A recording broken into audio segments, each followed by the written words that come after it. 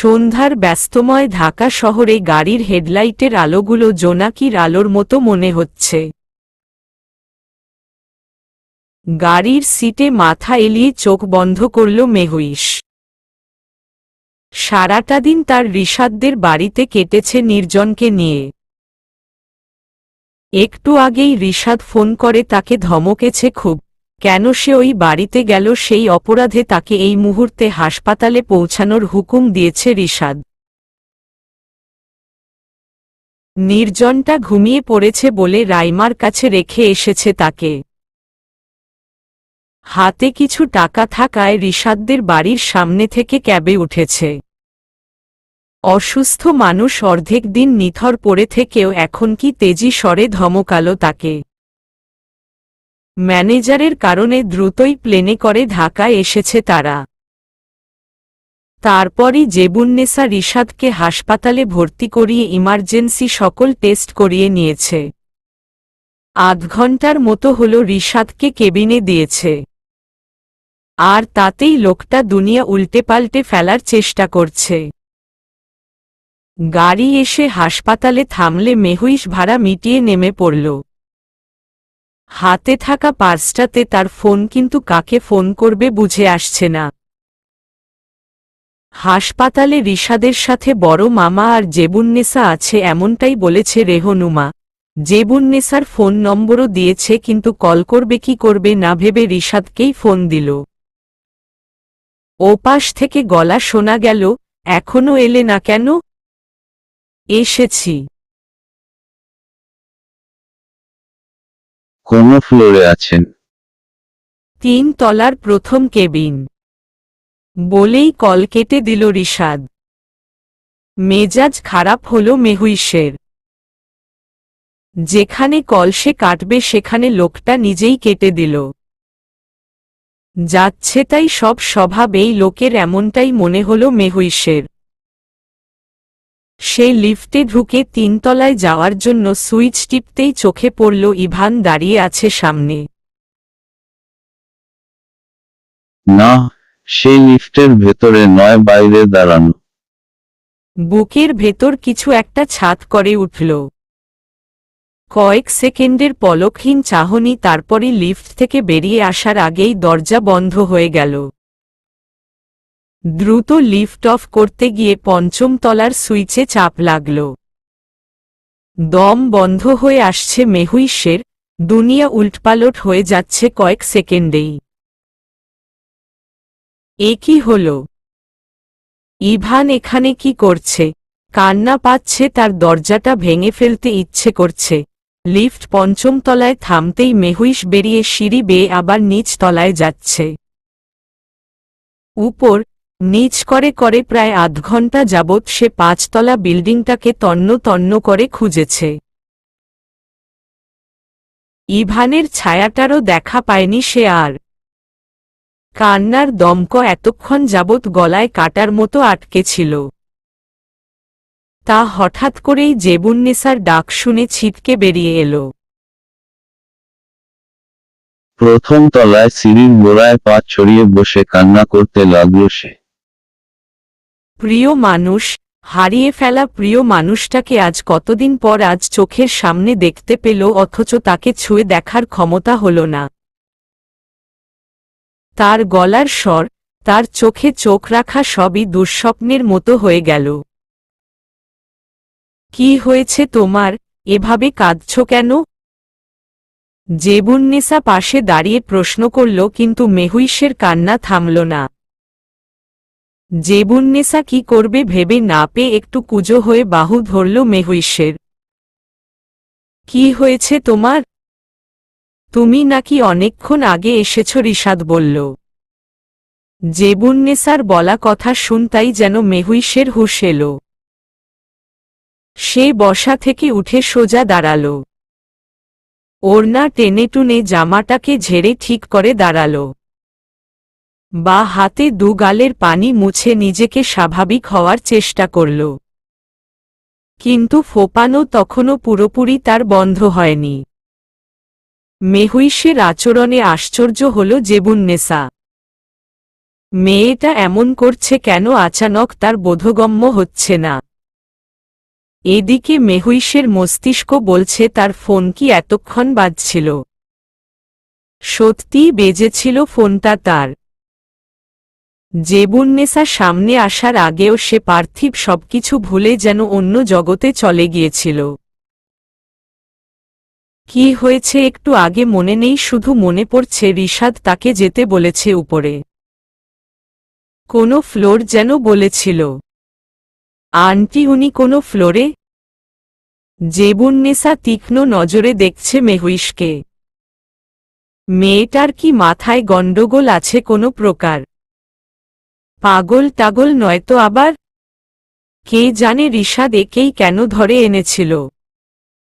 বিয়ের জন্য দুনিয়ায় মেয়ের এতই কি অভাব ছিল নাকি? তবুও যদি মেয়েটার অন্য কোথাও অ্যাফেয়ার না থাকত, এসব ভাবতেই বিরক্ত লাগল জেবুন্নেসার। আন্টি! মেহুইশ আবার ডাকল। 3 তলায়। জেবুন্নেসা আরও কিছু বলবে তার আগেই মেহুইশ সিঁড়ি বেয়ে যেতে লাগল। হাফ সাইকো মেয়ে একটা। বিড়বিড় করতে করতে জেবুন্নেসাও চলে গেল। কেবিনের দরজায় মুখটা কাচুমাচু করে দাঁড়িয়ে আছে মেহুইশ। আবারও ধমক খেয়েছে সে রিশাদের কাছে উপরে আসতেই। আধ ঘন্টা আগে ফোন করে ফ্লোর জেনেও লাপাত্তা, তাতেই রিশাদ চিন্তিত হয়েছিল। লাগাতার ফোন করেও যখন মেহুইশের হদিশ পেল না, তখনই সে জেবুন্নেসা বলেছিল মেবিশ ফোন করেছিল অনেক আগে। কত নম্বর ফ্লোরে আছি তা জেনে এখনো সে পৌঁছায়নি। আপনি কি একটু দেখবেন সে হাসপাতালেই আছে কিনা? জেবুন্নেসা অবাক হয়েছিল তখন রিশাদের কথা শুনে, কিন্তু এখন তার মনে হচ্ছে মেয়েটা পাগল তা রিশাদ জানে। তাই ওরকম চিন্তিত ভঙ্গিতে কথাগুলো বলেছিল। নির্জনকে নিয়ে আসনি কেন? রিশাদ প্রশ্ন করল মেহুইশকে। আহ রিশু, কি শুরু করেছ? মেয়েটা এই ভর সন্ধ্যায় এসেছে, আবার বলছো বাচ্চাটাকেও আনার কথা। এই চেঞ্জিং ওয়েদারে অসুস্থ হয়ে পড়বে তো। রিশাদের মামা কথাটা বলে তাকালেন জেবুন্নেসার দিকে। তিনি এসেছেন রিশাদকে হাসপাতালে আনার পরপরই। সেই থেকে এক পাও নড়েননি সাথে জেবুন্নেসাও। কিন্তু এবার মামা সিঙ্গেল সোফাটা থেকে উঠে দাঁড়ালেন। রিশাদের বউ, তুমি তো রাতে এখানেই থাকবে। খেয়াল রেখো তার আর কোনো প্রয়োজন পড়লেই তৎক্ষণাৎ আমাকে অথবা জেবুকে ফোন দিবে। মেহুইশের উদ্দেশ্যে কথা বলেই মামা জেবুন্নেসাকে বললেন, চল আমরা বাসায় যাই এখন। আমি এখানেই থাকব ভাইয়া। বাচ্চাদের মতো জেদি কণ্ঠে বলল জেবুন্নেসা। রিশাদ আর তার মামা দুজনেই বিস্মিত হলেন। রিশাদ বোঝে তার খালা মুখে যতই কটুবাক্য বলুক না কেন, মনে মনে সে রিশাদের ব্যাপারে খুবই পজেসিভ। কিন্তু রাতে এখানে মেহুইশ ছাড়া অন্য কারো থাকাটা অপ্রত্যাশিত। মামা অবুঝ নন, তিনি জোর করেই জেবুন্নেসাকে সাথে করে নিয়ে গেলেন। রিশাদের মামা খালা যেতেই মেহুইশের অস্বস্তি বেড়ে গেল। এতদিন একঘরে একসাথে থেকেও এতটা অপ্রস্তুত সে কখনো হয়নি। রিশাদের হাতে ক্যানোলা ড্রিপ লাগানো। একজন নার্স এসে রিপোর্টস হাতে দিয়ে গেল মেহুইশের। রিশাদকে যে ডক্টর দেখেছেন তিনি আপাতত হাসপাতালে নেই। কাল সকালে আসবেন তিনি, তাই রিশাদ বলল আজ আর রিপোর্টও দেখাবে না অন্য কোনো ডাক্তার। মেহুইশের অত সাহস কই, সে কিছু বলবে তাই চুপই রইল। মাইমুনা ফোন করেছিলেন মেয়ের সাথে কথা বলতে, তখনই জানতে পারেন মেহুইশরা ঢাকায়। তিনি আর ধৈর্য রাখতে পারেননি মেয়েকে না দেখে থাকার। মিহাদকে নিয়ে হাজির হন হাসপাতালে। অনেকটা সময় মা মেয়ে কেবিনের বাইরে দাঁড়িয়ে কথা বলে যখন কেবিনে ফিরল তখন রিশাদ প্রথমেই বলল, গোপন কথা এখনো কিছু বাকি থাকলে শেষ করে এসো। এখানে কোনো কাজ নেই তোমাদের। মেহুইশ কিছু বলবে তার আগেই মাইমুনা বলল, গোপন কথা না বাবা। তুমি অসুস্থ তাই তোমার যেন ডিস্টার্ব না হয় সেজন্য বাইরে। হয়েছে থাক, আর বলতে হবে না। আরও কথা থাকলে বলো আসেন, আমার সমস্যা নেই। আর তোমাকে বলছি, কাল সকালেই নির্জনকে দিয়ে গেলে তোমার বাড়িতে যাবে। খান বাড়ির ত্রিসীমানয়ও যেন ছায়া না পড়ে তোমার কিংবা আমার ছেলের। রিশাদের কথায় মা মেয়ে দুজনেই ভ্যাবাচেকা খেয়ে গেছে। মিহাদ চুপচাপ দাঁড়িয়ে ছিল কেবিনেই। রিশাদের কথা শেষ হতেই মাকে বলল, যাওয়া যাক। মেহুইশ তার ভাইকে ধরেও টুকটাক কথা বলল। তারা চলে যেতেই রিশাদ ডাকল, এদিকে এসো। জি। বাংলা বোঝো না? জি। ডোর লক করে এদিকে এসো। মেহুইশ ভেবে পায় না একজন অসুস্থ মানুষ এভাবে কেন ডাকবে। ডাকার ধরন এত ভিন্ন কেন? ভয় ভয় সত্যিই সে দরজাটা লক করে রিশাদের সামনে গিয়ে দাঁড়াল। ক্যানোলা লাগানো হাতটা দিয়েই মেহুইশের একটা হাত চেপে ধরল রিশাদ। রাগে তার চোখ মুখের রং বদলে গেছে। অসুস্থ ফুটবল মানুষের গায়ের জোর এত বেশি হয় কি করে? মেহুইশের মনে হল তার হাতের হাড়টা ভেতর থেকে ভেঙে টুকরো হয়ে যাচ্ছে। আমাকে নিয়ে এত ভাবার সাহস হয় কি করে? আমার বাবাকে ফোন করার তুই কে? আমি বলেছি আমার বাবাকে খবর দে। আমার 14 গোষ্ঠীকে ডেকে আমার চিকিৎসা করা? কোনো ভয় সবাইকে জানিয়েছিস? আমি অসুস্থ হয়ে মরে গেলেই বাকি তোর বিয়ের দেনমোহর আমি আগেই পরিশোধ করে দিয়েছি। আমি মরলেও তুই শুধু দেনমোহর না, আমার ভাগের সম্পত্তি যা আছে তা থেকেও ভাগ পাবি। আর কোনোদিনও আমার অসুস্থতা কিংবা অসহায়ত্ব দেখে খান বাড়ির কোনো কাকপক্ষীকেও খবর দিবি না, অন্যথা তোর ঘাড়ে বিপদ ছাড়া আর কিছুই জুটবে না। কথা শেষ করে তবেই রিশাদ হাত ছাড়ল মেহুইশের। চমকপ্রদ জীবনটা আরও এক চমক দেখালো মেহুইশকে। কারো উপকার করতে গেলেও যে এমন ব্যথা পেতে হয়, অপমানিত হতে হয় তা শুধু রিশাদের কাছে জানল সে। লোকটার কোনোরকম মানসিক সমস্যা আছে কিনা তা জানতে ইচ্ছে করছে। হাতটা চেপে ধরায় যতটা ব্যথা লেগেছে তার চেয়ে দ্বিগুণ সে মনে মনে কষ্ট পেয়েছে। সন্ধ্যায় ইভানকে দেখে মনের ভেতর যে ক্ষত তাজা হয়েছিল সেই ক্ষতের ব্যথাও এখন অনুভব হচ্ছে না তার। তিশমা মন খারাপ করে বসে আছে হোটেলের 3 তলায়। বিলিয়ার্ড খেলার বোর্ডের পাশেই একটা চেয়ার এনে বসেছে। এখানে আজকে খেলছে না কেউই, তাই জায়গাটা নীরব। মন খারাপের সময় নীরবতার চেয়ে ভালো কোনো ঔষধ আর নেই। সমুদ্র তীরে হাঁটলে সমুদ্রের হাওয়া আর লাল কাঁকড়ার পালিয়ে বেড়ানো দেখলেও মনটা ভালো হয়, কিন্তু এখন তার হাঁটার ইচ্ছেটাই নেই। রিশাদকে সে বন্ধুর মতো ভালোবাসে। রিশাদের অসুস্থতা সত্যিই তাকে কষ্ট দিচ্ছে খুব। কিন্তু এ কথা মুখে বলে প্রকাশ করার মতো নয়।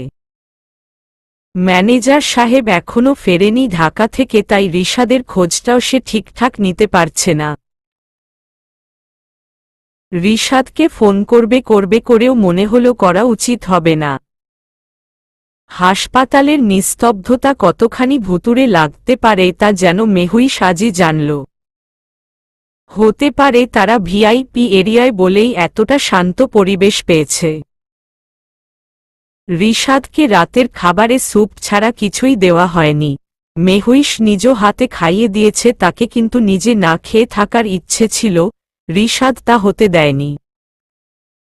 সে নিজে একজন নার্সকে ডেকে খাবার আনিয়েছে এবং ধমকের সাথেই মেহুইশকে খেতে বলেছে। প্রথম যেই ধমকগুলো মেহুইশের খুব বিশ্রী অপমান বলে মনে হতো, আজকাল সেই ধমকই তার কাছে শাসন মনে হয়। মনে হয় রিশাদের আচরণই এমন রুক্ষ। সে কোমল সুরে কাউকে কিছু বোঝাতে পারে না। ধমক খেয়ে প্রথমে খারাপ লাগলেও পরে হাসি পায় মেহুইশের। লোকটা রাগ আর জেদের ভাণ্ডার স্বয়ংসম্পূর্ণভাবে খুলতে পারলেও ভালোবাসার ভাণ্ডার তার জেদের আড়ালে লুকানো আছে। রাতের খাওয়া শেষ হলে কিছুক্ষণ হাঁটাহাঁটি করেছে মেহুইশ আর রিশাদ বসে ফোন কলে তার কাজের খবরাখবর নিয়েছে। ম্যানেজার সাহেবকে বলা হলো সে দুদিনের মধ্যেই কক্সবাজার ফিরছে। কথাটা শুনে চকিতে তাকালো মেহুইশ। সে সবেমাত্র করিডোর থেকে কেবিনে ঢুকেছিল। ডাক্তার এখনো রিপোর্ট দেখেনি। কবে হাসপাতাল থেকে ছাড়বে তাও জানা নেই। রিশাদের উদ্দেশ্যে কথাটা বলল মেহুইশ। কান থেকে ফোনটা নিচে নামিয়ে নিল রিশাদ। কবে ছাড়বে, কতদিন রাখবে সেটা আমি ঠিক করে নেব। বেয়াদব লোক, বিড়বিড় করল মেহুইশ। কিছু কি বললে? না। গুড, এদিকে এসো। ভালো বিপদে পড়া গেল। লোকটা যখন তখন বলে বসে কাছে আসার কথা। মেহুইশ ভাবে অন্য কিছু। রিশাদ তাকে আবারও ডাকতেই সে বেডের কাছে যায়। তাকে অবাক করে দিয়ে রিশাদ তার হাত ধরে টেনে বসায় বিছানায়। কোমর জড়িয়ে ধরে ইশারা করে শুয়ে থাকতে। কাপড় ভেদ করেও যেন সেই স্পর্শ কাঁপিয়ে তুলল মেহুইশের ভেতরটা। তীরে হাওয়ার বেগ পাহতে মাথা অবধি ঝড় তুলে দিল। নিঃশব্দে গা এলিয়ে দিল মেহুইশ রিশাদের বেডে। গা ঘেঁষে রিশাদও শুয়ে পড়ল চুপচাপ তার পাশে। আলোয় চারপাশ দিনের মতো আলোকিত কেবিনটাতে ঝুপ করে নেমে এলো একরাশ নীরবতা। এই নীরবতায় দুটি মানুষের নিঃশ্বাস ছন্দ তুলে ঘরময় পায়চারি করছে, যেন সারাদিনের অবিশ্রান্ত চিন্তা, দুঃখ আর আতঙ্ক সব নিমিষেই ঘুমের রাজ্যে হারিয়ে ফেলল নিজেদের। মাঝরাতে গোঙানির শব্দে ঘুম ছুটে গেল মেহুইশের। নড়েচড়ে উঠে বসতেই দেখল রিশাদের মুখটা লাল হয়ে আছে। শরীরের উত্তাপ স্পর্শ করার মতো নয়। ঘুমানোর সময় রিশাদ তাকে জড়িয়ে রাখলেও জ্বরের তাপেই হয়তো নাকাল হয়ে তাকে ছেড়ে দিয়েছিল। মেহুইশ খেয়াল করল রিশাদ বেডের একদম কিনারায় হয়তো আরেকটু হলে গড়িয়েই পড়বে। কপাল, গা ছুঁয়ে দেখে তাড়াতাড়ি রিশাদকে টেনে বেডের মাঝামাঝি শুইয়ে দিল। ফোন হাতে নিয়ে দেখল রাত তখন 2টা পেরিয়েছে।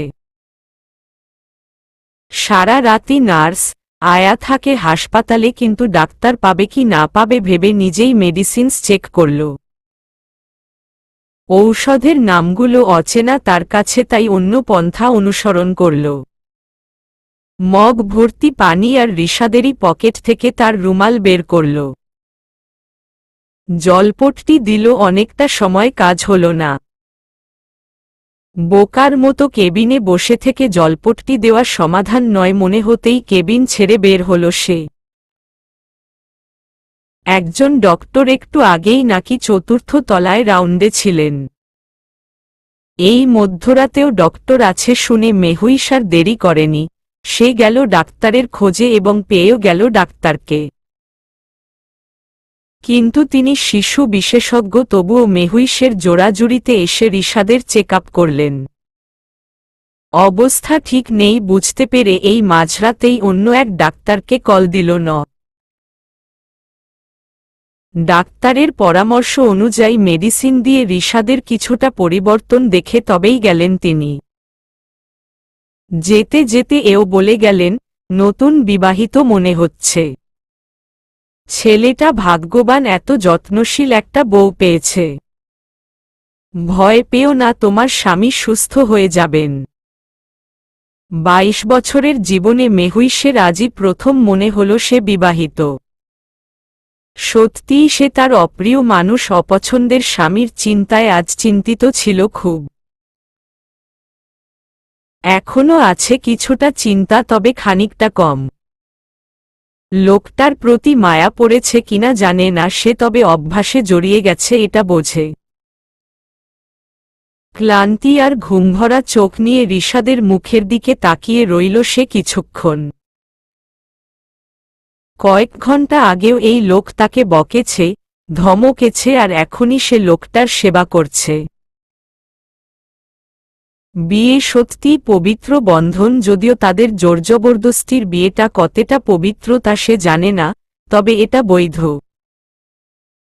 বৈধ, হালাল খাবারে যেমন বরকত থাকে, রহমত থাকে, তেমনি বৈধ সম্পর্কেও। যেই বিয়েটাকে সে মানতেই চায়নি সেই বিয়েটার মাত্র 2 মাসের মাথায় সে মেনে নিয়েছে। আবার এই বৈধ সম্পর্কেও মানুষ একসাথে থাকতে পারে না।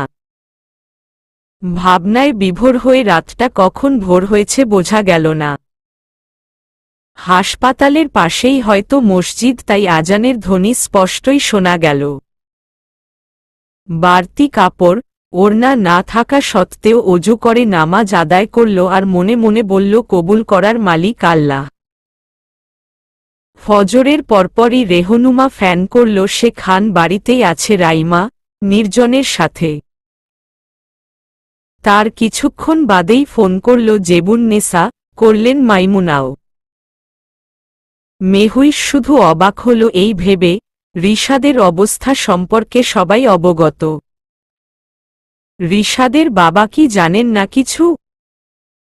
না জানার তো কথা নয়, তার পুরো পরিবার যেখানে সব জানে, নাকি বাবার সাথে তার কোনো সম্পর্কই নেই।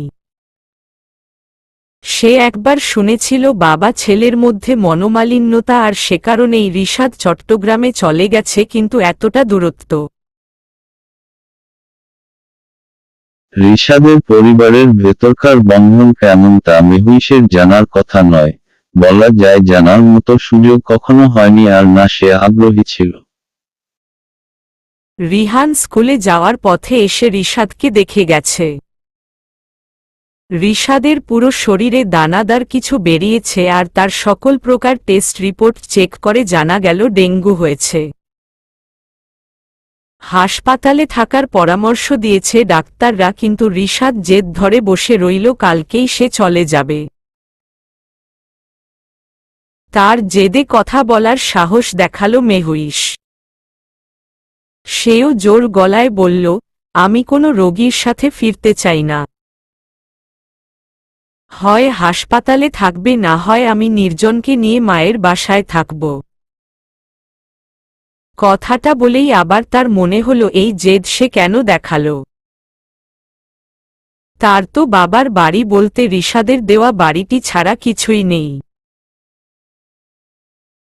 কিন্তু কাজ হয়েছে তার কথায়। রিশাদ কিছু সময় চুপ থেকে বলেছে, হাসপাতালে থাকলে ছোটবেলা থেকেই আমার দম বন্ধ লাগে। আমার সব ট্রিটমেন্ট বরাবরই বাড়িতে থেকে হয়েছে। কথাটা বলার সময় তার আওয়াজ ক্ষীণ হয়ে এসেছিল। মেহুইশ বুঝেও বুঝল না তার সমস্যাটা, কিন্তু জেবুন্নেসাও কেবিনে থাকায় বুঝল সমস্যাটা কোথায়। রিশাদ এখন বাবার ছায়াতলে নেই, বাবার অর্থের সাগরেও সে থাকছে না। বাড়িতে সব জোগাড় যন্ত্র করতে অনেক খরচ, যা হয়তো রিশাদ করতে পারবে না অথবা করতে চাচ্ছে না। রিশাদ যে তার মতোই আর খান বাড়িতে যেতে চায় না তা জেবুন্নেসা শুনেছে রাইমার কাছে। আচ্ছা বাবা, তুমি 3 কি 4 দিন থাকো শুধু। শরীরটা একটু ব্যাটার হলেই আমরা ডাক্তারকে বলবে বাসায় নেওয়ার কথা। এখন তো দেখছই হুটহাট অবস্থা খারাপ হচ্ছে। তোমার তো অন্তত নির্জনের কথা ভেবে সুস্থ হওয়া লাগবে। কাজে দিয়েছে কথাগুলো। রিশাদ চুপ মেরে গেছে। সত্যিই তাকে ছেলের কথা ভাবতে হবে। মাথার উপর আরও কিছু দায় আছে রিহান, রাইমা আর মেহুইশের ভবিষ্যৎ নিয়ে। দেহের ক্ষয় হলেই তার দুনিয়া অন্ধকার ভেবেই সে আর কথা বাড়াল না। জেবুন্নেসা যাওয়ার সময় 1020 টাকা দিল মেহুইশের হাতে। রিশাদের অভিভাবকের জায়গা এখন শূন্য। কখন কি লাগবে না লাগবে তা মেহুইশের পক্ষে ঠিকঠাক দেখা সম্ভব নয়, এটা ভেবেই জেবুন্নেসা নগদ টাকাটা দিয়ে গেল। সে বাড়ি ফিরে নিজের অ্যাকাউন্ট থেকে টাকা উঠিয়ে কাল নিয়ে আসবে আরও কিছু। বড় হাসপাতালের বড় খরচ আজ ঠিক গায়ে লাগার মতো বেশ অনুভব করল জেবুন্নেসা। সামান্য একটু সর্দি জ্বরেও হাজার হাজার টাকা খরচ করে প্রাইভেট হাসপাতালে চিকিৎসা করে অভ্যস্ত, আজ তাদের হিসেব করতে হচ্ছে দুদিনে কতটা টাকা খরচ হল। এই মুহূর্তে মনে হল রাশেদ খান মানুষটা সত্যিই জঘন্য। তার কারণেই এই টাকার সমুদ্রের ভাষার অভ্যেস তাদের হয়েছে।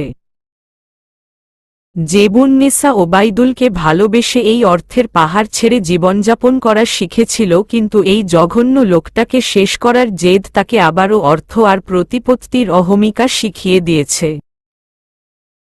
জেবুন্নেসা চলে গেছে, রেহনুমাও এসে দেখে গেছে রিশাদকে। নির্জনকে রেখে গেছে দিনের জন্য, রাইমা কিংবা রেহনুমা এসে আবার নিয়ে যাবে রাতে। দিন কাটছে বন্দী হয়ে মেহুইশের। মেহুইশ অবশ্য সুযোগ পেলেই বাইরে থেকে হেঁটে আসছে নির্জনকে নিয়ে। বারবার মনে হচ্ছে ইভানকে সে আবার দেখতে পাবে। কিছু কথা বলা জরুরি, সামনাসামনি, মুখোমুখি। যতই সে রিশাদের সাথে সংসার সাজাক, মনের ভেতর ইভানকে হারানোর ক্ষত সারা জীবন রয়ে যাবে। অস্তমিত সূর্যের পানে চেয়েও তার প্রথমে ইভানেরই কথা মনে হবে। প্রথম প্রেম, প্রথম ভালোবাসা তার জীবনে ইভানই নিয়ে এসেছিল। বেরং, অসচ্ছল জীবনের প্রথম সচ্ছলতা ইভানের হাত ছুঁয়েই এসেছিল তার। নির্জনের বয়স 5 মাস শেষের দিকে, ইদানিং তাকে দুধের পাশাপাশি কলা, খিচুড়ি এটা সেটা দেয় রেহনুমা। আজ সারাটা দিন হাসপাতালে রাখবে ভেবে মেহুইশ একটু কলা দিল তার মুখে। রিশাদ ঘুমের ঔষধের কারণে ঘুমে ঢুলুঢুলু চোখে তাকিয়ে দেখছে তাদের আর বিড়বিড় করছে, তুমিই কেন তার মা হলে না?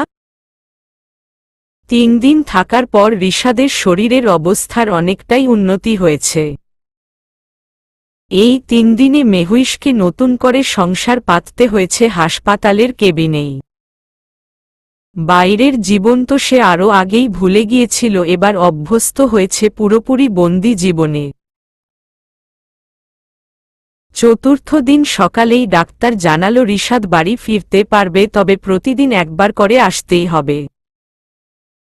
কিছু ইনজেকশনস আর চেকআপ রয়ে গেছে। রিশাদ রাজি হল, তবুও সে হাসপাতাল থেকে বের হতে চায়। হাসপাতালে নাম ডিসচার্জ করতেই তারা উঠল মেহুইশদের বাড়িতে।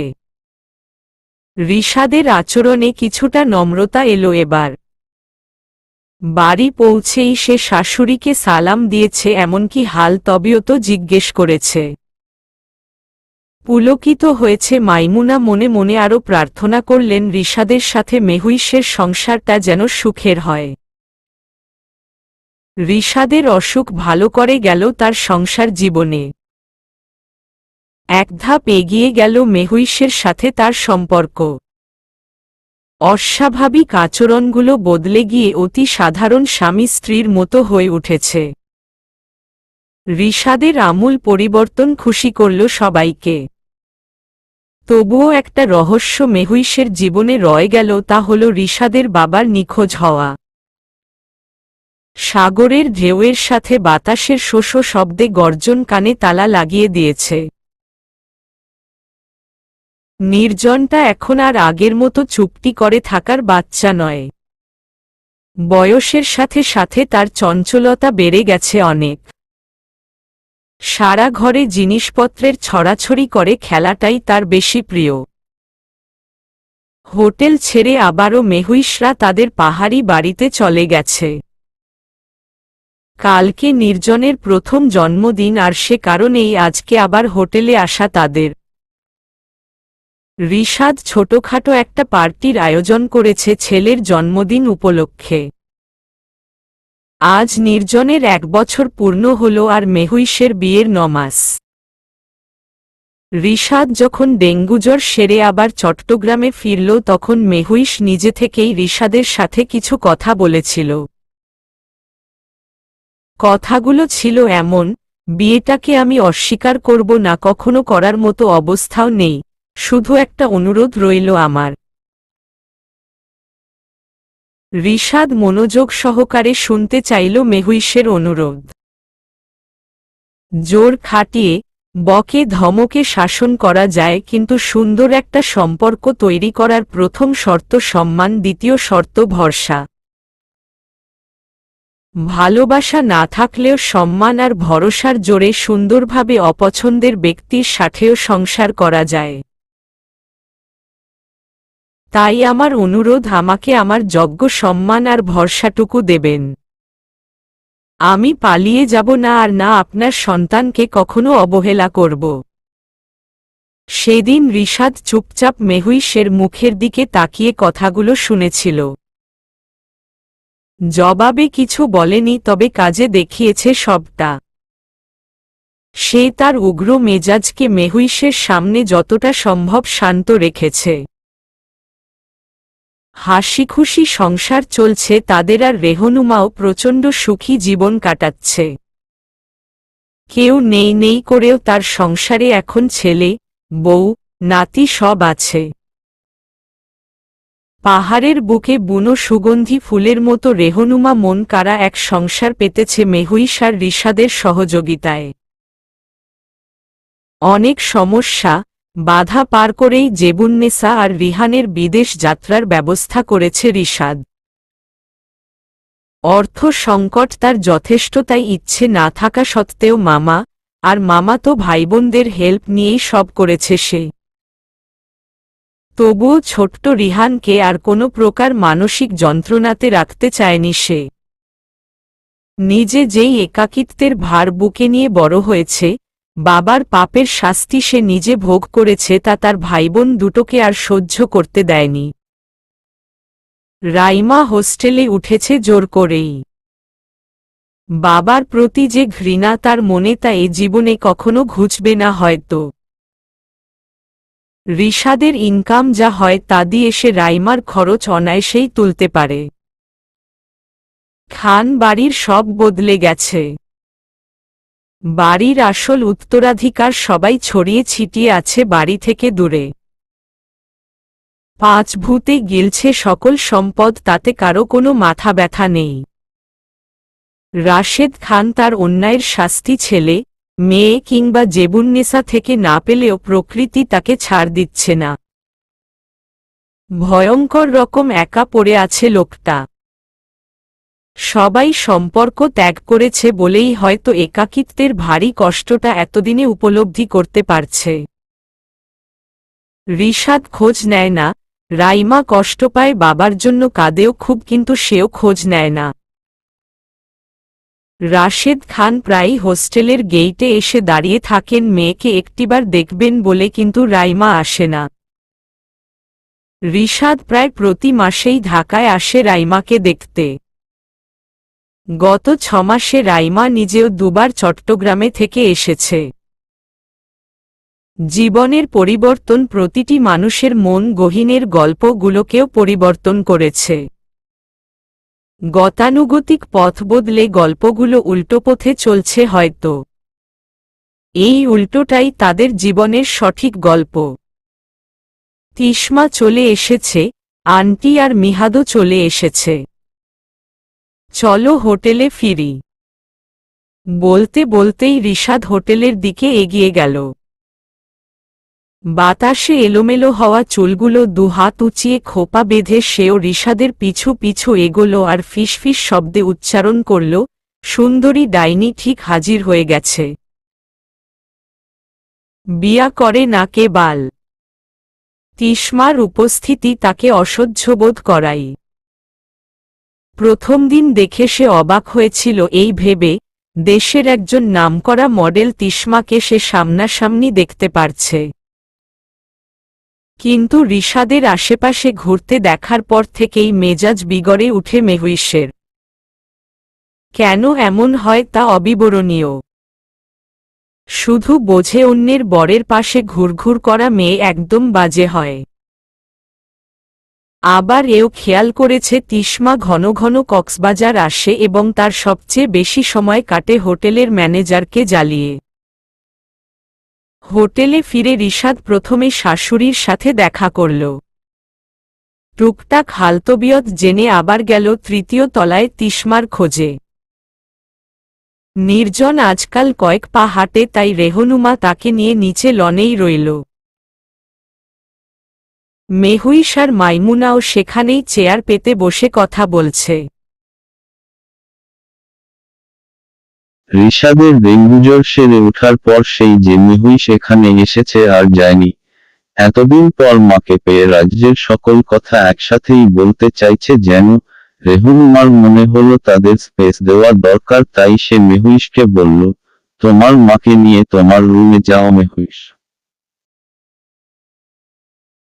তোমার ভাইটাকেও কিছু খেতে দাও, ছেলেটা ছোট মানুষ কখন থেকে ঘোরাঘুরি করছে। মেহুইশ বুঝল ফুপু তাদের একান্ত সময় দিতে চাইছেন। সে মাকে নিয়ে উঠে দাঁড়াল। এবারও রিশাদ তাদের আগেরবার থাকার রুমটাতেই থাকছে। পার্সোনালি করে রাখা সে রুম দুটো আর কখনো ট্যুরিস্ট রুম করা হবে না বলেই সে সিদ্ধান্ত নিয়েছে। তাই যখন তখন এসে এখানেই থাকতে পারে। মেহুইশ ঘরে এলেই মাইমুনা মেয়ের হাত ধরেন, কেমন আছিস রে মা? রাতের আধারে গুমোট থাকা কাচপোকার মতো হঠাৎ গুটিয়ে গেল মেহুইশ।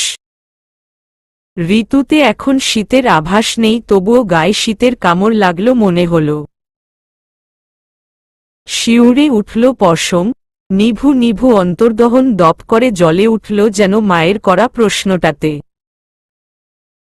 কতদিন হয়ে গেল সে জানে না কেমন আছে।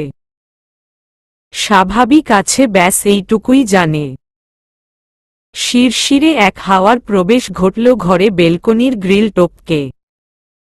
মেহুইশের মনে হল সে কান্না করবে, কান্নারা উইপোকার মতো তিরতির করে বুক ছাপিয়ে গলায় উঠে আসছে। শুধু কি টাকা পয়সা আর অভাবমুক্ত থাকলেই মানুষ ভালো থাকে? আগে অভাব ছিল, অভাব ঘুচানোর পরিশ্রম ছিল।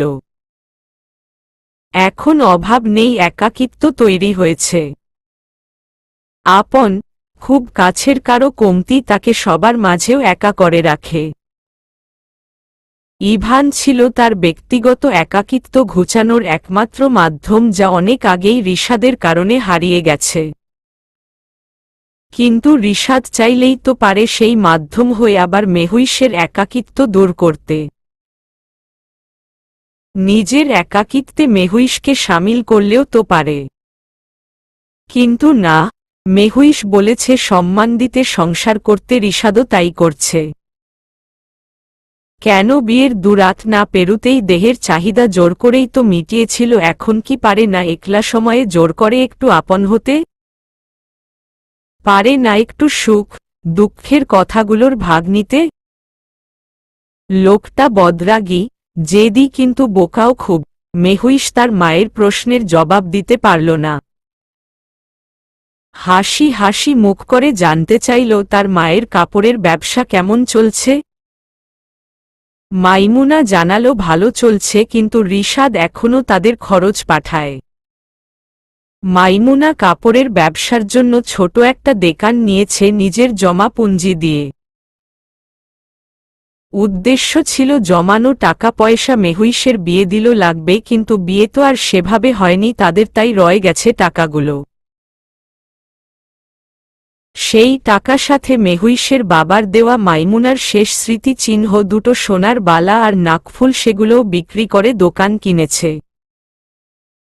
খুব ছোট হলেও দোকানটা থেকে যতটুকু লাভ আসে তা চলে যেত মা ছেলের খরচ থাকার জন্য। মাথার উপর ছাদ তো রিশাদেরই দেওয়া, কিন্তু তবুও নিজের দায়িত্ব ভেবেই প্রতি মাসে সাধ্যমতো খরচ পাঠায় সে।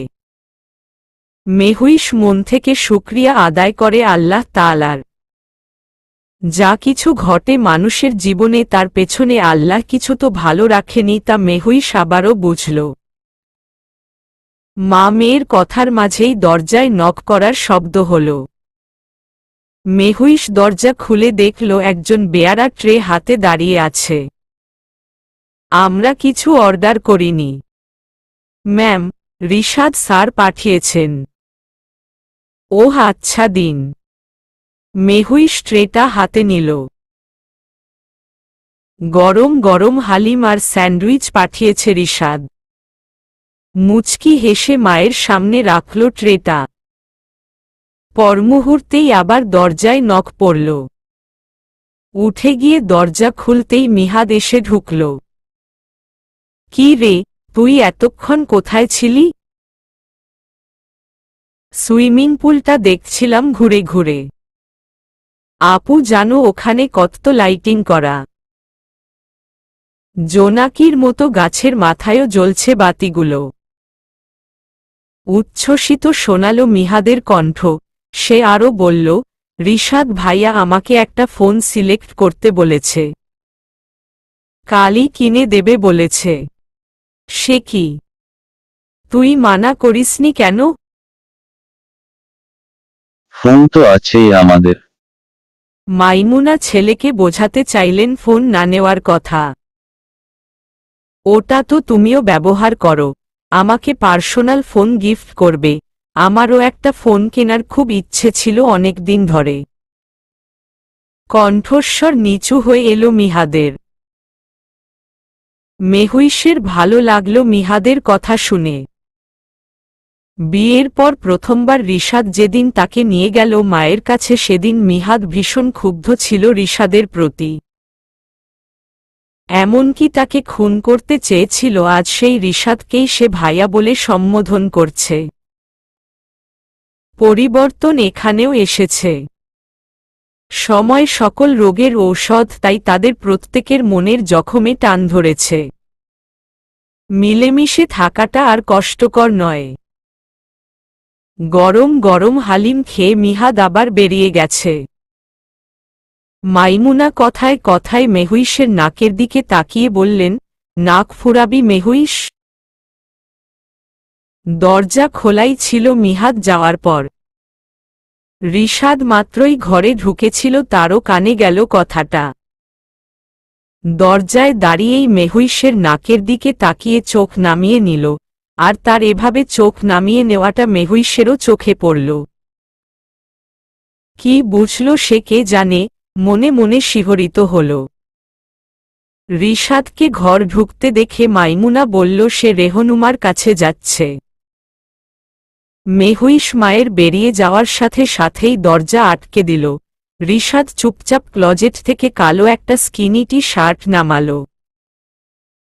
প্যান্ট না বদলে শুধু শার্টটাই বদলে নিল।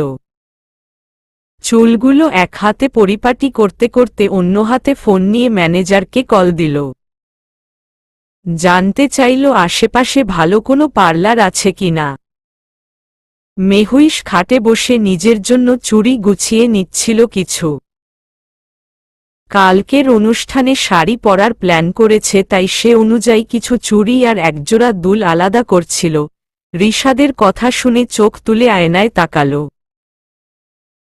রিশাদ আয়নার থেকে তাকেই দেখছে, চোখাচোখি হল দুজনের।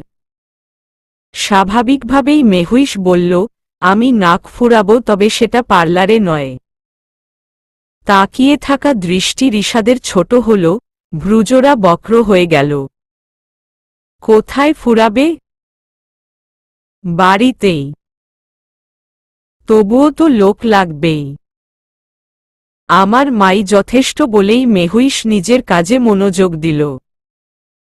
রিশাদ কল না কেটেই আবারও কিছু বলতে যাচ্ছিল, কিন্তু তার আগেই তিশমার গলা শোনা গেল ফেনের ওপাশেই। ম্যানেজারের ফোন তিশমার কবজায় আর ম্যানেজার সাহেবের অপরাধ সে তিশমাকে কফির জায়গায় চা অফার করেছে। রাইমা এসে উপস্থিত মধ্যরাতে। তার সাথে এসেছে তার বন্ধুমহলের 10-12 জন বন্ধু। মাত্রই ঘুমে চোখ লেগে এসেছিল মেহুইশের, কিন্তু রিশাদের ফোনের শব্দে ঘুম ভেঙে গেল। রাইমা নাম দেখে কল রিসিভ করতেই রাইমা বলল, সে হোটেলে এসে গেছে, থাকার ব্যবস্থা করা লাগবে। রিশাদ ঘুমে অচেতন, তাকে ডাকবে কি ডাকবে না করে নিজেই উঠে গেল। রাইমার সাথে দেখা হলো রিসেপশনে। মেহুইশ খেয়াল করল রাইমার সাথে অনেকগুলো মেয়ে, সাথে ছেলেও আছে। তখনই পেছনে থেকে কারো কণ্ঠস্বর শোনা গেল, আপনি এখানে? মেহুইশ হতভম্ব হয়ে তাকিয়ে আছে রাইমার দিকে।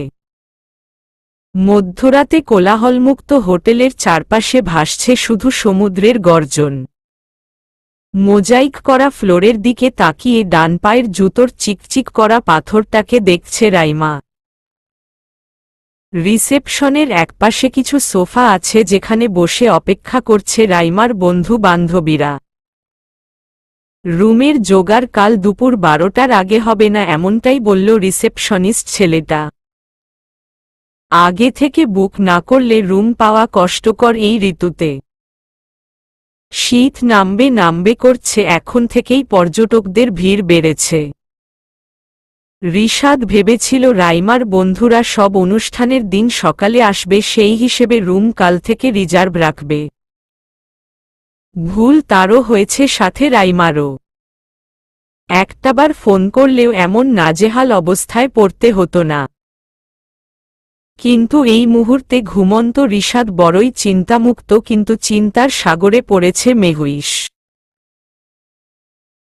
একটু আগেই সে এখানে এসে রাইমার সাথে কথা বলতেই পেছনে থেকে তানভীর বলল, আপনি এখানে? চমকেছে তানভীর, মেহুইশকে দেখে চমকেছে মেহুইশও। অনাকাঙ্ক্ষিত এই দেখা বড্ড গোলমেলে করে দিল সবটা। রাইমা কিছু বলার আগেই তানভীর আবার বলল, ভালো হয়েছে আপনাকে পেয়ে। এই হোটেলে আছেন আপনি, তাই না? আমার একটু হেল্প লাগবে। তানভীর থামো। রাইমা ভয়ে ভয়ে তানভীরকে থামাতে চাইল। তানভীর থামল না, বরং রাইমাকে এক হাতে জড়িয়ে ধরে বলল, দেখুন না, এই হলো আমার গার্লফ্রেন্ড। এটা তারই ভাইয়ের হোটেল আর কাল তার ভাতিজার বার্থডে। আমি তার ফ্রেন্ডসদের সাথে এসেছি, কিন্তু আপাতত তার ভাইয়ের সামনে পড়তে চাচ্ছি না। আপনি কি? তানভীর, তুমি আমার ভাইয়ের কাছে লুকাতে চেয়ে ভাবিকেই সব বলে দিচ্ছ? অসহায়ের মতো কথাটা বলল রাইমা। তানভীর বিস্ময়ে বাকরুদ্ধ হয়ে গেছে। রাইমার কথায় যেন তার মাথার উপরই বজ্রপাত হল। মেহুইশ তার ভাবি, এটাই বজ্রপাতের প্রধান কারণ। রাইমার কথা শুনে সেই যে স্তব্ধ হয়েছে, তানভীর আর কোনো কথা বলেনি। রাতের আধার হালকা হতে শুরু করেছে। ভোর হতে বেশি দেরি নেই, আর রিশাদের অ্যালার্ম ঠিক 5টায় বাজবে। রাইমার বন্ধুরা সবাই সোফায় গা এলিয়েই পড়ে রইল। দুপুরের বাসে রওনা দিয়েছিল তারা।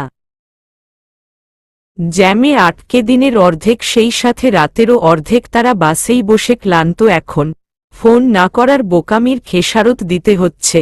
রাইমাও এবার ক্লান্তিমাখা পায়ে একটা সোফায় গিয়ে বসল। ঠিক তখনই তানভীর এসে আবার মেহুইশের সামনে দাঁড়াল। আমার কিছু জানার ছিল, যদি একটু সময় দেন। তানভীর বলতেই মেহুইশ ফুটবল চোখে চেয়ে রইল তার দিকে। সে জানে তানভীরের কৌতূহলী মন কি জানতে চায়। যা ভাবছ তাই সত্যি? ইভানের সাথে আমার বিয়ে হয়নি, বিয়েটা হয়েছে রাইমার ভাইয়ের সাথে, আর বিয়েটা স্বাভাবিকভাবেও হয়নি। আর কোনো কিছু জানতে চেও না। কিন্তু ইভান ভাইয়ারও তো বিয়ে হয়েছে শুনেছি, সেটা কার সাথে? আমার জানার কথা নয়। মেহুইশ আর কথা বাড়াতে চাইল না। সে রাইমাকে বলল, ছেলে তো মাত্র 4 জন, তাদের রুমের সমস্যা হবে না। মিহাদ এসেছে কাল, তার জন্য যে রুম সেটাতে ছেলেরা ঘুমাতে পারবে। ভোর হয়ে এসেছে, তাই মিহাদকে উঠিয়ে নিজের রুমে নিয়ে যাচ্ছে। কিন্তু মেয়ে 8 জন রাইমাকে নিয়ে চাইলেও ফুপুর ঘরে থাকা সম্ভব হবে না। তানভীর কথাটা শুনল, একটু ভেবে বলল, সেই রুমে না হয় মেয়েরা রেস্ট নিক, আমরা একটু বাইরে থেকে ঘুরে আসছি। মেহুইশও কিছু বলতে চাইল, তখনই তার হাতের ফোনটা বেজে উঠল। খেয়াল হলো সে রিশাদের ফোনটাই নিয়ে এসেছে আর স্ক্রিনে তার নিজের নামটাই জ্বলজ্বল করছে। তার মানে রিশাদ জেগে গেছে। তানভীর, তুমি চাইলে এখন একটু সৈকত থেকে ঘুরে আসতে পারো। একটু পর এসো, তখন বলা যাবে রুম চাই তোমার। ওর ভাইয়া জেগে গেছে। ঠিক আছে, আমি না হয় একটু ঘুরে আসছি। মেবিশ, তুমি এখানে কি করছো? দোতলা থেকে সিঁড়ি বেয়ে নামতে নামতে রিশাদ প্রশ্ন করল। সোফায় বসা রাইমা শটান দাঁড়িয়ে গেল রিশাদের গলা শুনে। কক্সবাজারে আসার আগ পর্যন্ত তার এবং তানভীরের প্ল্যান ছিল তারা একসাথে কক্সবাজারে ঘুরবে, হোটেলে বন্ধুদের সাথে তানভীরকেও বন্ধু পরিচয় রাখবে। কিন্তু মেহুইশ যা বলল তাতে ভয় হচ্ছে। দাদাভাই অতি চালাক লোক, সত্যিই বুঝে যাবে আসল ব্যাপার। রিশাদ ঘুম ঘুম চোখে উস্কোখুস্কো অবস্থায় নিচতলায় এসেছে। গায়ে তার পাতলাটি শার্ট আর ট্রাউজার, হাতে মেহুইশের ফোন। রাইমা এগিয়ে এসে কথা বলল, কেমন আছে? কখন এসেছে? এই কথার পাট চুকিয়ে বলল, রুম দরকার। রিসেপশনিস্টের দিকে তাকাতেই সে হড়বড় করে জানাতে লাগল, কোনো ফ্লোরেই রুম খালি নেই।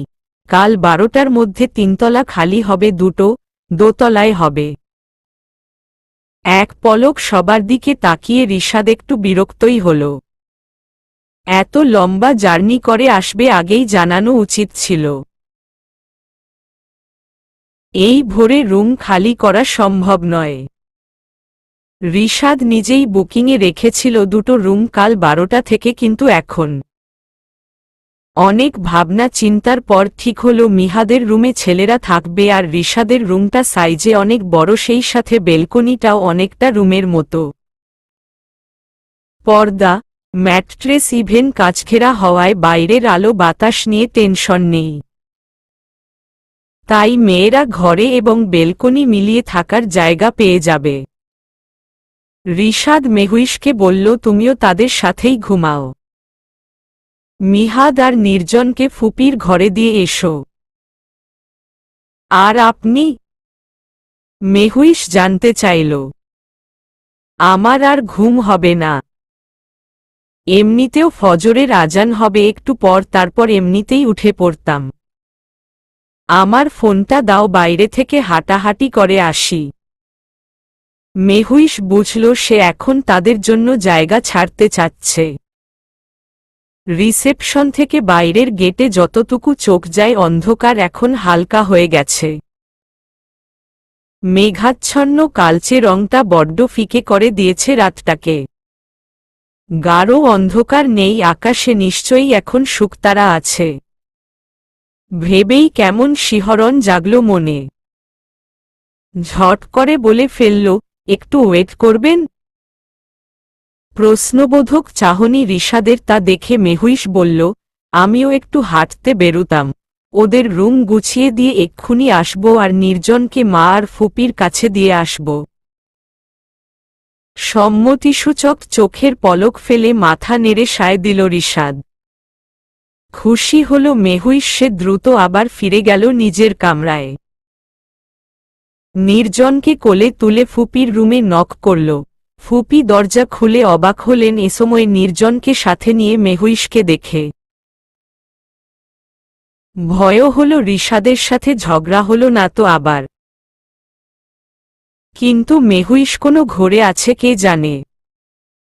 সেই গড়গড় করে বলতে লাগল, রাইমা এসেছে, তারা ঘুমাবে এখন, তাই 2টো রুম দরকার। নির্জনকে আর মিহাদকে এখানে তাদের খাটেই একটু জায়গা দিতে। দরজার শব্দ শুনে রেহনুমার পেছনে পেছনে মাইমুনাও উঠে এসেছেন।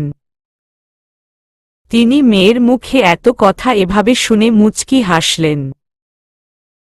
যেন এই ধরায় সবচেয়ে বড় সুখটাই সে চোখের সামনে দেখতে পাচ্ছেন। হাসির রেখা ঠোঁটে রেখেই তিনি বললেন, দে, নির্জনকে শুইয়ে দিচ্ছি। তুই গেস্টদের ব্যবস্থা করে বেরিয়ে যা। রেহনুমা তখনও হতবাক, হয়তো ঘুমের রেশ এখনো কাটেনি। মেহুইশ চলে গেল নির্জনকে দিয়ে। মিহাদের দরজায় নক করতে সেও ঘুম ঘুম চোখ ঢোলে দরজা খুলল। একদমে তাকেও কতকটা বলে তার ব্যাগসহ নিয়ে ঘর থেকে বেরিয়ে গেল। রিশাদ নিচে অপেক্ষা করছে, তাই তাকেই ফোন করে বলল রাইমাদের উপরে পাঠান রুম গোছানো হয়ে গেছে। ফোন রেখে নির্জনের প্রয়োজনীয় কয়েকটা কাপড় আর খাবারের টুকটাক জিনিসপত্র ফুপির কাছে দিয়ে রিশাদের একটা জ্যাকেট হাতে নেমে গেল সে। রাইমারা ঘর লক করে ঘুমাবে বলেই মেহুইশ নিজের বুঝমত সবটা করে এসেছে। সিঁড়ি বেয়ে নামার সময় দেখতে পেল রিশাদ তানভীরের সাথে কথা বলছে। ভয় হলো খুব, কি কথা হচ্ছে তাদের মধ্যে। নিচে নামতেই রাইমাকে বলল, যাও তোমরা। রুম নাম্বার বলে দিতেই সবাই নিজের ব্যাগপত্র নিয়ে চলে গেল। হাফ ছেড়ে বাঁচল মেহুইশ। রিশাদ বাইরে যাওয়ার জন্য পা বাড়াতেই জ্যাকেটটা এগিয়ে দিল মেহুইশ। এতক্ষণ খেয়ালই করেনি রিশাদ এই জ্যাকেটটা। এটা আনলে কেন? বাইরে ঠান্ডা হাওয়া থাকবে এখন। বাতাসটা বুকে লাগলেই সর্দি হতে পারে। রিশাদ আর কথা না বাড়িয়ে জ্যাকেটটা নিল। সত্যিই তার একটু একটু শীত লাগছিল। রাত নিঃশেষের পথে ভোর আসবে আসবে করছে। পূব আকাশে মিটিমিটি শুকতারার জলজলে রূপ, সেই সাথে নোনা হাওয়ার খুনসুটি। পাশাপাশি মেহুইশ রিশাদ নিশ্চুপ পথিকের মতো পায়ে পায়ে এগিয়ে চলছে সমুদ্রের তীর ঘেঁষে। কেউ কারো মুখের দিকে দেখছে না, তবুও চোখের তারায় দুজনের মুখচ্ছবি দেখতে পাচ্ছে। অবাধ হাওয়ার তোর শরীরে কাঁপন তুলে আবেশে জড়িয়ে ধরছে সারা অঙ্গ। আহা, এত সুখ সুখ লাগছে। এ হাওয়ার শীতল ছোঁয়াটা কি দুজনই বুঝতে পারছে না? পারছে তো দুজনই, শুধু মুখ ফুটে বলতে পারছে না, একটু জড়িয়ে নাও আমায়, একটু ছুঁয়ে দাও উষ্ণ আদরে। হাতের পিঠে হাতের ছোঁয়া, চোখের পরে চোখ রাখা। ওষ্ঠযুগলে আলতো চুম্বন আর উন্মাদ হাওয়ায় হেঁটে বেড়ানো। কত না চমৎকার হতো এই ভোর। সবই কল্পনা, কল্পনা, কল্পনা। মেহুইশ হাসে তার কল্পনার স্পর্ধা দেখে। উন্মাদ বাতাস জেদে পড়েই যেন এলোমেলো করছে মেহুইশের চুল, শালের ভেতর লুকিয়ে থাকা ওড়নার কোণ আর তার ভেতরের চুপটি মেরে থাকা অনুভূতিকে। ছন্দপতন হয়ে গেছে রিশাদের বিষণ্ণ একাকিত্বে ভরপুর অনুভূতিরও। কি এক জাদুকরী মোহমায়া এই বালুচরে ফনা তোলা সাপের বিষের মতো ছড়িয়ে পড়ছে শিরায় শিরায়, প্রতিটি রক্তকণিকায়। আষ্টেপৃষ্ঠে পেঁচিয়ে ধরছে নিজেকে কারো সান্নিধ্যে নিঃস্ব করতে। পায়ের গতি শ্লথ হয়েছে দুজনেরই, সেই সাথে রাতও মোহনায় ঠেকেছে। রাত আর ভোরের মিলনমেলায় এসে হাওয়া উত্তেজিত করে তুলছে দুটি বিপরীতমুখী মানুষের ভেতর ছটফট করা আত্মাকে। প্রাণহীন এই তীরে প্রাণের স্পন্দন ঘোলাটে রাতকে আরও ঘোলা করে দিচ্ছে। মানুষের নিশ্চুপতা সমুদ্রের গর্জনকেও হার মানিয়েছিল, সেই নিঃশব্দতায় ইতি টেনে মেহুইশ কথা বলল, অনেক তো হাঁটা হলো, একটু কি কোথাও বসা যায়? কথাটা বলেই ঘাড় বাঁকিয়ে তাকালো রিশাদের মুখের দিকে। আবছা অন্ধকার চোখ সয়ে গেছে আরও আগেই। এখন যেন স্পষ্টই দেখা যাচ্ছে তার মুখাবয়ব। এখানে বসবে? বলেই চারপাশে তাকালো রিশাদ। বসার মতো জায়গা খুঁজে একটু সামনেই চোখে পড়ল কলমিলতায় ভরা বালুচর। ওদিকে চলো তবে। না। ভ্রু জোড়া কুঁচকে জানতে চাইল, কেন? ওই লতায় ভর্তি বালুতে এই অন্ধকারে বসে সাপের কামড় খাব নাকি? বাচ্চাসুলভ আচরণ পরিলক্ষিত হল মেহুইশের এ কথায়। রিশাদের বুঝি একটু হাসিও পেল। ঠোঁট টেনে নিঃশব্দে একটু হেসে বলল, ঠিক আছে তবে এখানেই বসি। কাকড়ার গর্তের ওপর আবার বসে পড়ো না যেন, নইলে কাকড়া আবার আদর করে কামড়ে ধরবে। হো হো করে উচ্চস্বরে হেসে উঠল রিশাদ। তার কথার ধরন যে একটু বাঁকা ছিল আবার নেগেটিভও তা বুঝতে পেরে লজ্জা পেল। যাচ্ছে তাই লোকত। রিশাদ বসে পড়েছে বালুর ওপর, যেখানে দাঁড়িয়েছিল সেখানেই। মেহুইশ ঠায় দাঁড়িয়ে রইল সেখানেই। তা দেখে রিশাদ আচমকা মেহুইশের বা হাতটা টেনে তাকেও বসিয়ে দিল নিজের পাশে। অপ্রত্যাশিত এই টেনে বসানোতে মেহুইশ ভীষণ অবাক হল এবং অবাকের রেশ কাটতেই ভালো লাগার হাওয়া লাগল। কিছু সময় আবারও কাটল নীরবে। এবার নীরবতার রাশ টেনে রিশাদ কথা শুরু করল। তার দৃষ্টি সামনে ভাটার টানে পিছিয়ে সরে যাওয়া পানির দিকে, চোখ জোড়া উজ্জ্বল আর জলে চিকচিক করছে। মেবিশ, তুমি কি জানো, মা হারা মানুষগুলো খুব অসহায় হয়। নিঃশব্দে ঘাড় ফিরিয়ে তাকালো মেহুইশ। পাশে বসা মানুষটার এই একটা বাক্য তীরের মতো বিঁধল তার বুকে। রিশাদ কি কাঁদছে? আমার মা মারা গেছেন আমার বোনের জন্মের সময়। ঠিকঠাক মনে নেই মায়ের সাথে কাটানো সময়গুলো। বোনের জন্মের সময় হয়ে এসেছিল আর সে সময়ই একটা দুর্ঘটনা ঘটল। দোতলার সিঁড়ি বেয়ে নামতে গিয়েই অসাবধানতায় পড়ে গেল মা।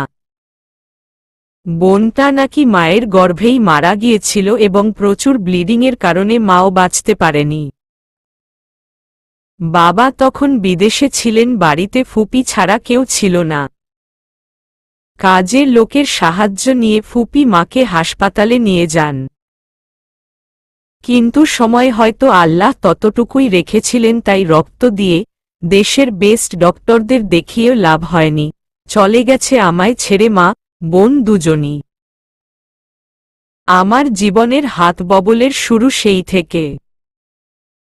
কখনো ফুপি, কখনো খালা মানে রাইমার মা, কখনো কাজের লোকের কাছে বড় হতে থাকলাম। তারপর যখন বয়স হলো বোঝার মতো, পড়াশোনায় যখন হাই স্কুলে, তখন থেকে বন্ধু বান্ধব হলো প্রচুর পরিমাণে। বাবার বিয়ে, ফুপির বিধবা হওয়া আর এসবে বাড়ির পরিস্থিতি এতটাই বাজে হয়েছিল যে আমি বোঝার বয়সে এসে আর কাউকেই কাছে পাইনি। বন্ধু বান্ধবের সঙ্গ আর বাবার টাকায় আমার জীবন চলতে লাগল। বছরে 2 দিনও ঠিকঠাক বাবার সাথে কাটানো হতো না আমার। ততদিনে আবার রাইমারও জন্ম হয়ে গেল। বাবা আমারই চোখের সামনে রাইমাকে সময় দিতে সব কাজ ফেলেই তার জন্মদিনে ছুটে আসতেন দেশে। প্রথম হিংসে হলো ছোট বোনটির প্রতি, তারপর একসময় বুঝতে পারলাম রাইমাও দুঃখী, ঠিক আমারই মতন। থেমে গেল রিশাদ এতটুকু বলতেই, কিন্তু মেহুইশ এখনো অপলক দেখছে তাকে। সে শুনতে চায় আরও কিছু, অনেক কিছু, এমনকি সবটাই। মেহুইশের এভাবে তাকিয়ে থাকা বুঝতে পেরেই রিশাদ বলল, সামনে তাকাও মেবিশ। মুখের দিকে তাকিয়ে থাকলে বলতে পারবো না কিছুই। টনক নড়ল মেহুইশের, সে সত্যিই মুখ ফিরিয়ে সামনে তাকাল। রাইমা বাবার আদর 2 কি 3 দিন পেত বছরে। ওই যে তার জন্মদিনের সময় বাবা আসত, সেইটুকুই তার প্রাপ্তি। বাকিটা সময় সে আমার মতোই জীবন কাটাত। তার কারণ, খালা কখনো তাকে আদর করে কাছে ডাকত না, একবেলা নিজ হাতে খাবার খাইয়ে দিত না। সে যখন জোর করে তার মায়ের হাতে খাওয়ার বায়না করত তখন খালা তাকে দূর দূর করতেন।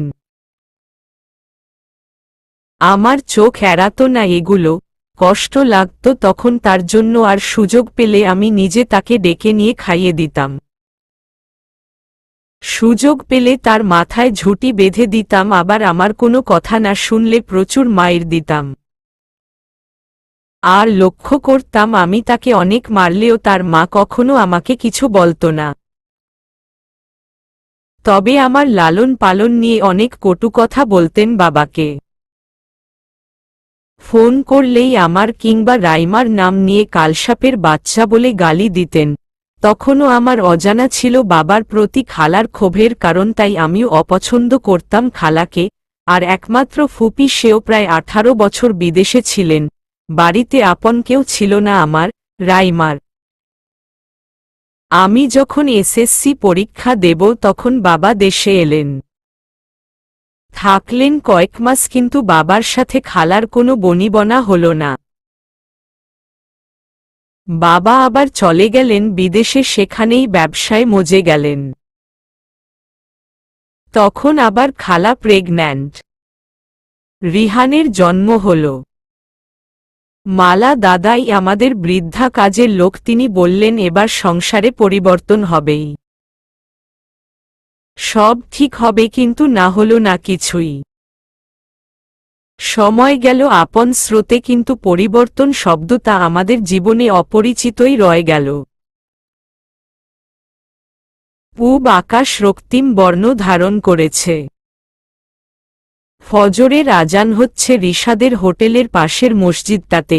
আজান শুনেই হয়তো রিশাদ কথা বন্ধ করল। মেহুইশ ওড়না টেনে এলেমেলো চুলগুলোকে আড়াল করে ঘোমটা টানল। এত ভোরে হোটেলে সবাই গভীর ঘুমে আছে নিশ্চয়ই।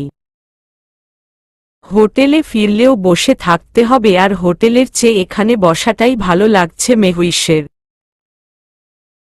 সেই সাথে এই গম্ভীর, একরোখা, বদমেজাজি লোকটার মনের গহীনে লুকানো কথাগুলো শুনতেও ইচ্ছে করছে খুব। দুজনের বসার মাঝে কিছুটা জায়গা ফাঁকা ছিল।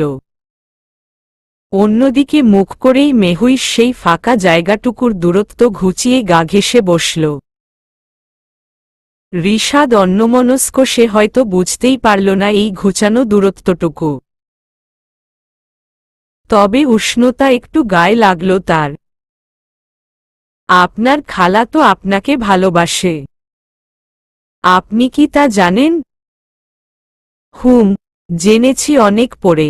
তোমাকে বাড়িতে আনার ঠিক দুদিনের মাথায় আমার জানা হলো সৎ মা নামক খালাটা আমাকে খুব ভালোবাসে, সেই সাথে আমার ছেলেটাকেও।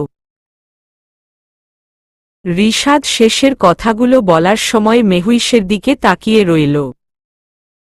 আমার ছেলেটাকেও আমার। কথাটা কানে বাজল খুব মেহুইশের। ঠিক 9 মাস আগে মেহুইশকে জোর করে আনা হয়েছিল রিশাদের জীবনে। শুধুমাত্র নির্জনের মা হতেই তো তার এই জবরদস্তির জীবনে থেকে যাওয়া, তবুও শুনতে হলো নির্জন শুধু রিশাদের ছেলে। কেন? আমাদের ছেলে কি বলা যেত না? আবেগী হয়ে উঠল মেহুইশ।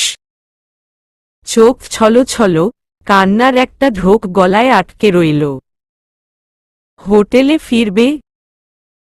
এখন হোটেলে গিয়ে কি করব? করার কিছুই নেই। হয় গ্রাউন্ড ফ্লোর অথবা লনে বসে থাকতে হবে।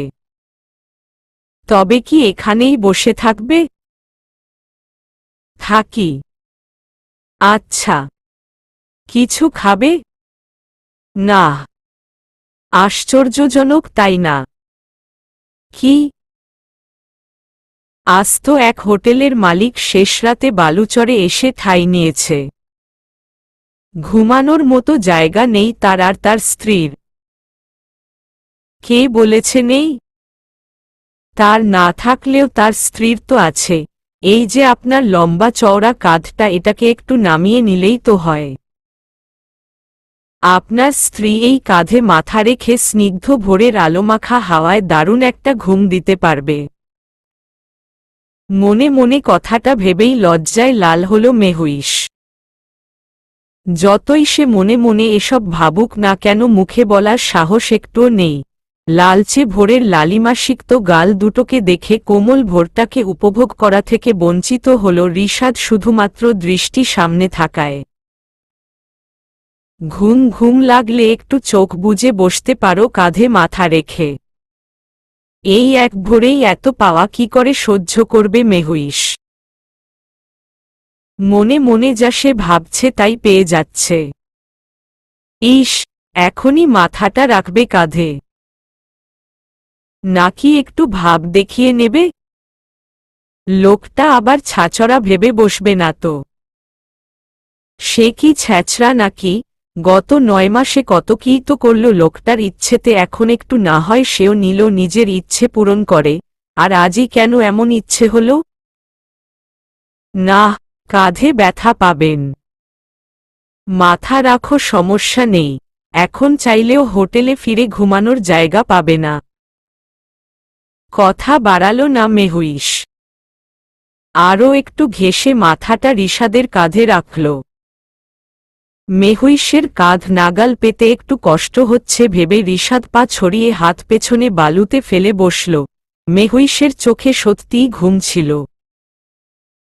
শিরশিরে হাওয়ায় ঘুমটা আরও জেকে বসেছিল চোখের পাতায়।